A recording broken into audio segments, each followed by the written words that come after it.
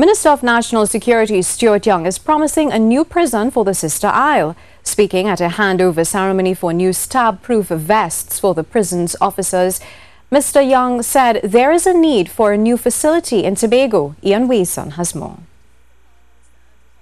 While the prison facilities in Port of Spain and Aruca are not the best, the Tobago facility is worse off.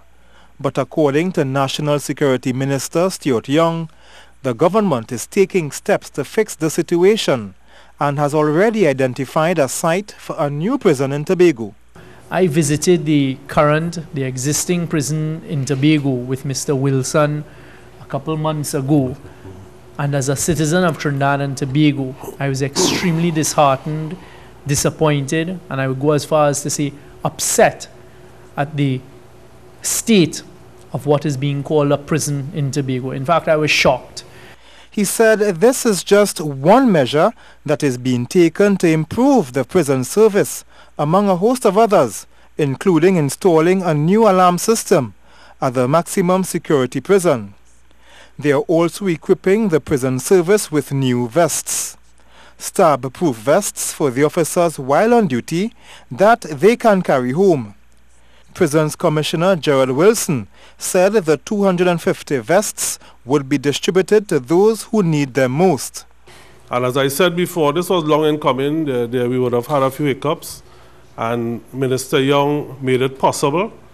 And I am sure that all my officers would be happy to know that it has begun. At least we have received some of the vests.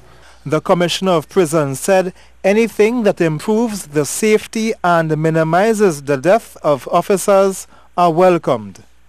Ian Wason, TTT News. With a new executive in place, the president of the Prisons Officers Association is calling on the opposition to support new legislation for the betterment of prisons officers. Association President Saran Richards praised the efforts of Line Minister Stuart Young as the prison service received 250 stab-proof vests. More from Ian Wason. Association President Saran Richards is commending National Security Minister Stuart Young for listening to the concerns of prison officers.